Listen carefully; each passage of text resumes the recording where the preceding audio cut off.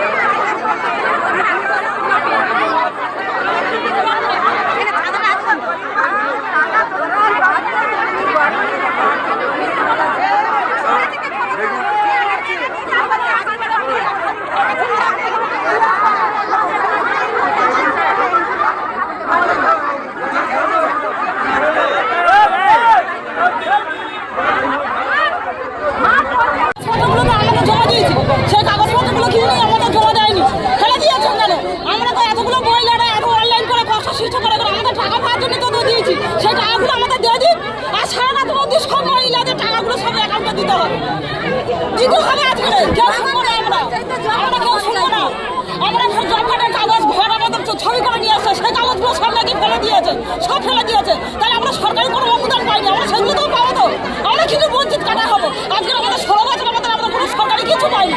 এই সরকার যে টাকাটা দিচ্ছে সে টাকাটা পর্যন্ত আমাদের বঞ্চিত করা হবে। আমরা এতগুলো মহিলা কিছু নিয়ে এখানে আবেদন করবো, এই ভোটে আসতে পারলো কেন?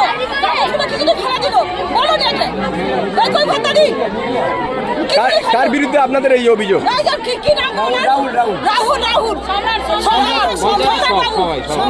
এগুলো কারা?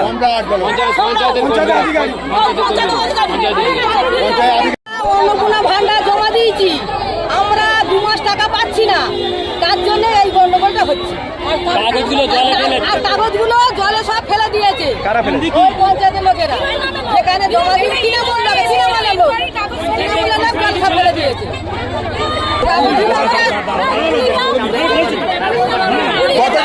আমরা জমা দিয়েছিলাম, সেই কাগজগুলো জলে ফেলে দিয়েছে। কতজন ফর্ম ফিল আপ করেছিলেন? কতজন টাকা?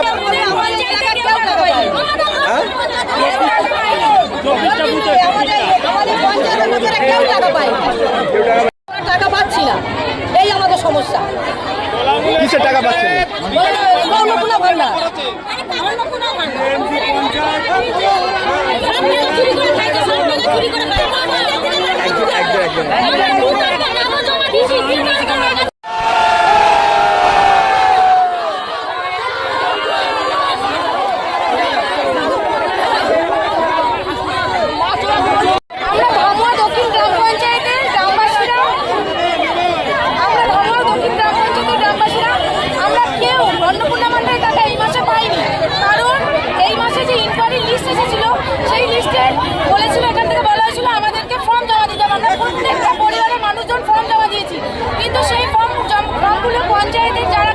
কর্মচারী তারা কেউ জমা দেয়নি, সেগুলো সব নিয়ে সকালে পুড়িয়ে দিয়েছে, এমনকি বস্তায় করে পুকুরে ফেলে দিয়েছে, যার ধরুন আমরা এই গ্রাম পঞ্চায়েতের কেউ টাকা পাইনি। কত মহিলার ফর্ম জমা করেছে? নাই করে 6 থেকে 9,000 মহিলা, সমস্ত কাগজ পুড়িয়ে দিয়েছে। ওরা যখন পুড়িয়ে দেওয়ার চেষ্টা করেছে আমরা দেখে ফেলেছি, তারপরে দেখছি সমস্ত কিছু পুকুরে ফেলে দিয়েছে। এটা কেন করা হলো এবং আমাদের টাকা যেন এ মাসে প্রাপ্য টাকা আমরা পাই।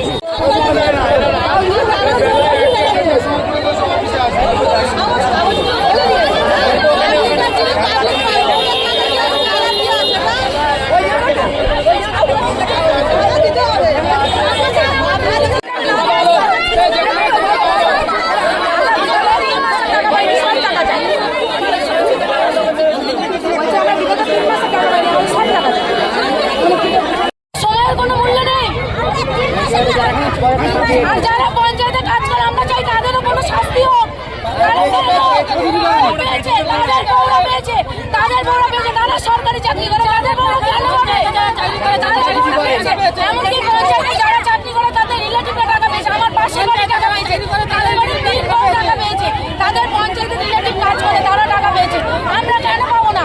তাদের আমাদের থেকে বেশি ইনকাম, তারা সবাই 4 চাকা গাড়ি নিয়ে ঘুরছে, তারা আমরা কেন পাবো না টাকা? কি নাম আপনার, কি নাম আপনার? আমার নাম মল্লিকা বিশ্বাস।